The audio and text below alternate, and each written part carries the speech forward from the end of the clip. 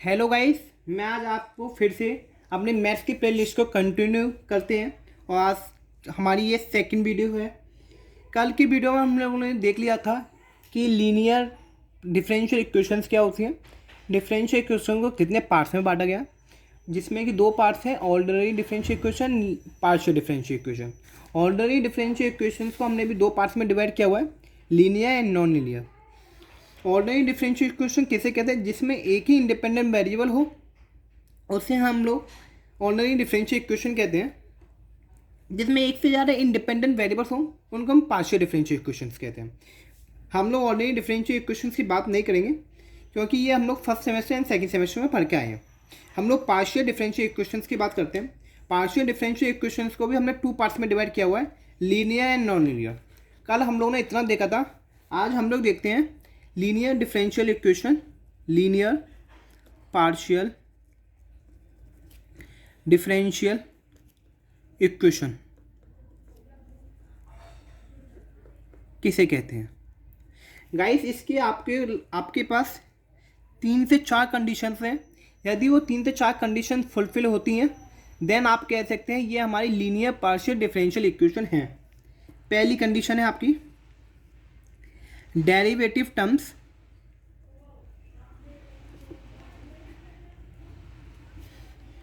Only 1 power. Derivative की terms की power 1 होनी चाहिए। No multiply of dependent variable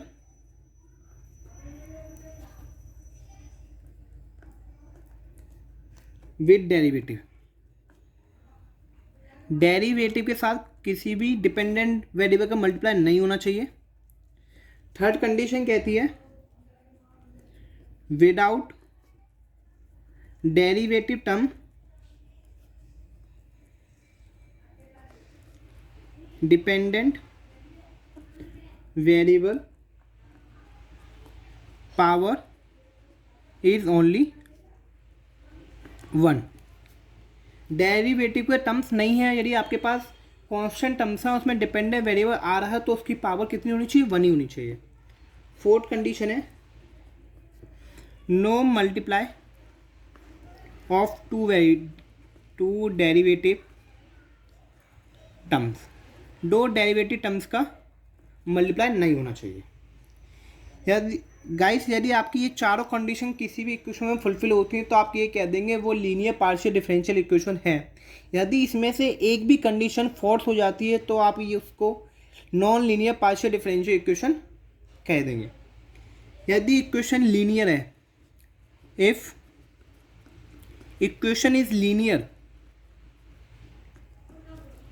then we have two methods. First one is first order,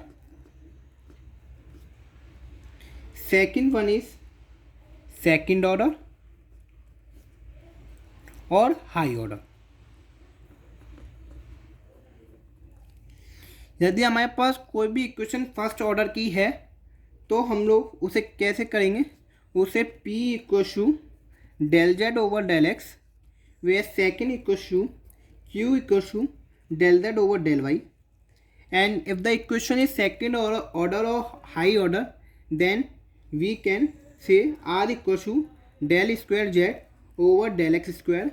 Fourth point is s equals to del square z over del x into del y, and fifth point is t equals to del square z over del y square. Guys, आप लोगों को ये याद रखना होगा कि P equal to del z over del x होता है, Q equal to del z over del y होता है, R equal to del square z over del x square होता है, S equal to del square z over del x into del y होता है, T equal to del square z over del y square होता है। इतना होने के बाद यदि आपकी equation linear partial first order की है,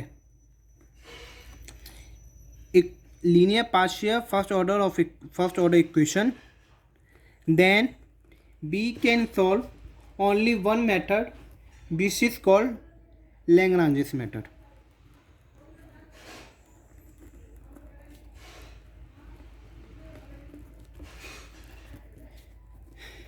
गाइस यदि आपकी कोई भी equation linear partial first order की है तो आप उसे सिर्फ ही सिर्फ आपके पास एक ही मेथड है, वो मेथड है लैग्रांजेस मेथड।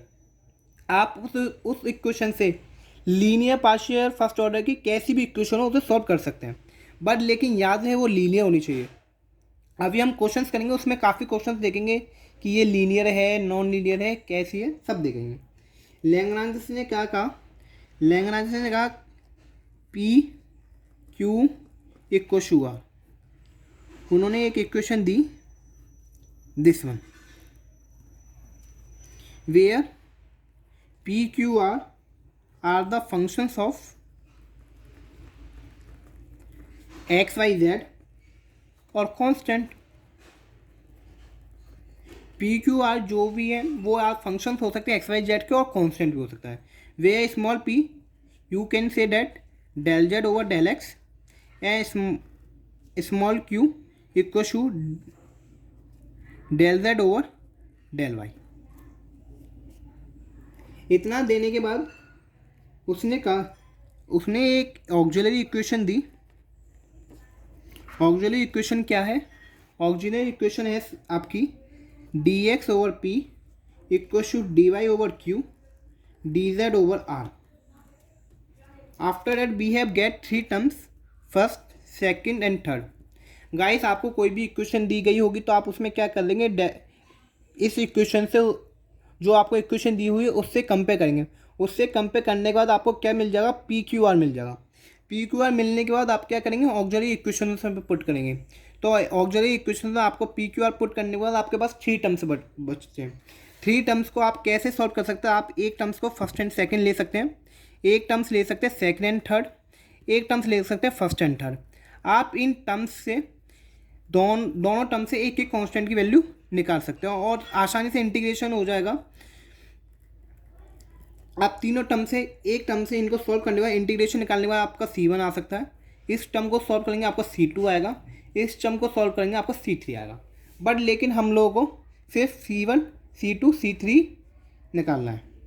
आप कोई भी दो कांस्टेंट निकाल सकते हैं, दो कांस्टेंट निकालते हैं काम चल सकता है। After that we get two constant C1 and C2, we can put function of C1, C2 is equal to 0। आप इस फंक्शन से पुट कर देंगे और आपका वो आंसर हो जाएगा। बस गाइज आपको किसी भी लीनियर इक्वेशन में बस यही सॉल्व करना है।